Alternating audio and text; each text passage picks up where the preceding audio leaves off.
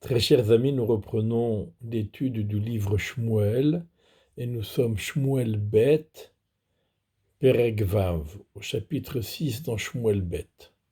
Et donc, les guerres contre les Philistines est terminée et David est reconnu par tout le peuple d'Israël comme le roi, reconnu, accepté, acclamé comme le roi de tout Israël et non pas seulement de la tribu de Juda. David rassembla encore 30 000 jeunes gens d'Israël. Donc,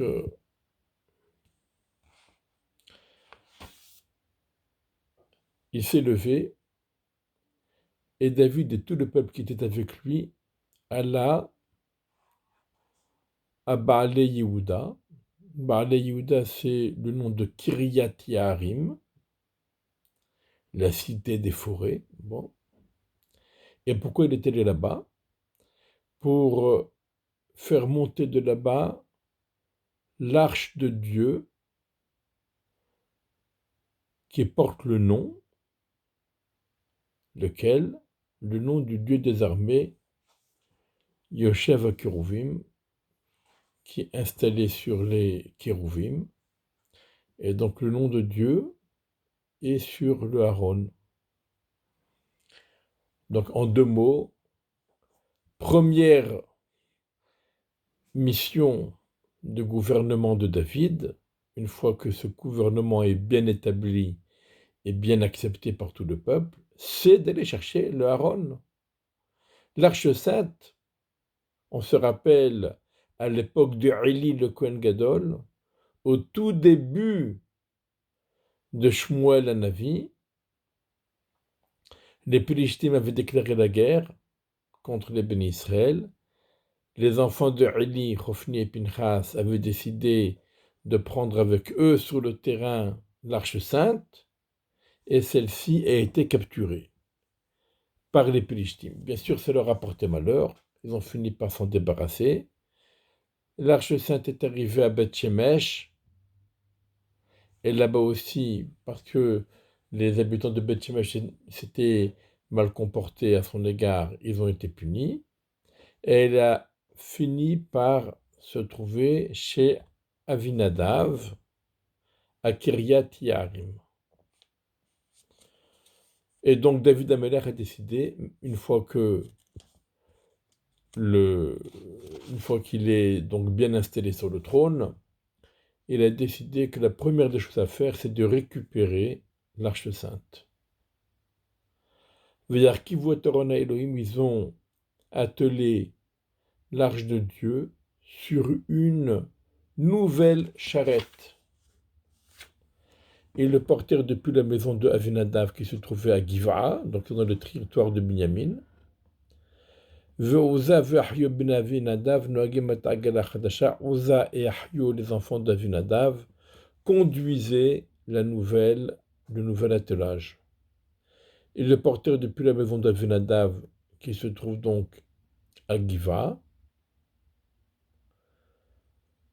avec l'arche de Dieu, et Ahio allait au-devant de l'arche, et David toute la famille d'Israël se réjouissaient devant Hachem avec toutes sortes de bois musicaux, harpes, violons, tambourins, et des mna'neim et des tzeltzelim, ce sont de sortes de cymbales et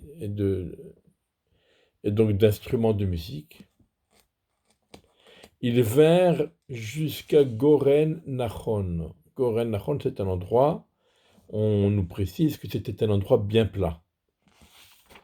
En général, les aires de battage du blé sont des places qui sont bien aplanies pour qu'on puisse y travailler le blé correctement. Mais voilà, étonnamment et soudainement, la charrette a commencé à vaciller et apparemment l'arche sainte était sur le point de tomber, et donc Uza, un des fils d'Avinadav, donc, a tendu la main vers l'arche de Dieu, et il l'a saisie, donc pour l'empêcher de tomber. Et alors la colère de Dieu s'est enflammée sur Uza, il l'a frappé pour cette faute, et Uza est mort à côté de l'arche de Dieu. Donc ça nous rappelle bien sûr l'événement de Nadav et Avihu, qui ont commis une faute de- au moment de l'inauguration du Mishkan, et qui ont eux aussi été tués soudainement. Vayir Harle David. Et David s'est emporté. Sur qui? Sur lui-même. Vayir Harle David. David s'est emporté sur lui-même. La chère Parat Hashem Peretz Be'uza, parce que Dieu a frappé Uza, et David a compris que si Dieu a frappé Uza, c'est lui le fautif. Et donc il s'est énervé, il s'est mis en colère contre lui-même. Quelle avait été sa faute? Tout simplement, le Aaron ne se met pas sur une charrette. Le Aaron doit être porté sur l'épaule par des Lévi'im. Et David a compris l'erreur. Vayikra la makomo Peretz Uza dayamaze, il appela cet endroit-là Peretz Uza jusqu'à ce jour. Donc David a compris l'erreur, il a compris ses responsabilités, il a compris que Uza, qui était un tzaddik, est mort indirectement à cause de lui parce qu'il a commis cette erreur. Et donc, on va voir dans la suite comment il va faire. David a craint Dieu ce jour-là. C'est-à-dire il a pris conscience qu'on ne s'amuse pas, on ne prend pas les choses à la légère, on doit toujours observer scrupuleusement la loi. Et il a dit, comment ferais-je venir à moi l'arche de Dieu? Par quel moyen l'arche de Dieu viendra-t-elle à moi? Et David n'a pas voulu faire venir à lui l'arche de Dieu dans la ville de David, donc parce qu'il a peur. Il a dit, mais si on ne on ne respecte pas les règles et les lois concernant le Aaron Hashem, ça peut être très dangereux. Donc pour l'instant, il ne va pas le ramener chez lui. Vayateu David bet Oved Edom Agiti, et David l'a fait dévier vers la maison de Oved Edom Agiti, donc c'était un Lévi qui s'appelait comme ça. L'arche de Dieu a été installée dans la demeure de Oved Edom Agiti pendant 3 mois, et Dieu a béni Oved Edom et toute sa famille. Il a été rapporté au roi David en disant, Dieu a béni la famille de Oved Edom et tout ce qu'il a, par le mérite de l'arche de Dieu. David alla, et il a fait monter l'arche de Dieu depuis la demeure d'Oved Edom jusqu'à la ville de David, Bessimcha, dans la joie. Ce fut lorsque les porteurs de l'arche de Dieu, donc là c'est plus sur une charrette, mais c'est des Lévi'im qui portent l'arche de Dieu. Lorsqu'ils faisaient 6 pas, alors David apportait un corban, un taureau bien gras. Alors dans le Divrei Yamim, c'est rapporté différemment. 7 taureaux et 7 béliers. Donc il y a une discussion à ce sujet, comment comprendre. En fin de compte, il semblerait que tous les 6 pas, il apportait un taureau, et une fois qu'il a fait 6 fois 6 pas, il apportait 7 taureaux et 7 béliers. Bon, il y avait tout un cérémonial, bien sûr, qui a une signification symbolique. Et David dansait de toutes ses forces devant Dieu. Et David était donc revêtu d'une tunique, un chasuble en lin. Et David et toute la famille d'Israël ont fait monter l'arche de Dieu avec au son du chauffard et de la terroir. Et alors que l'arche de Dieu est venue dans la ville de David, Michal, la fille de Shaoul, elle contemplait par la fenêtre, elle a vu le roi David qui danse et qui saute devant Dieu, Vativezlo Beliba, et elle l'a méprisé dans son cœur. Ce n'est pas une simple moquerie, mais c'est du mépris qu'elle a ressenti à son égard. Ils firent venir l'arche de Dieu, et ils le présentèrent à sa place, à l'intérieur de la tente que David lui avait tendue en son honneur. Et David a apporté des sacrifices holocaustes devant Dieu, ainsi que des sacrifices shélamim. David termina d'apporter les holocaustes et les shélamim. Il bénit le peuple au nom de Dieu des armées.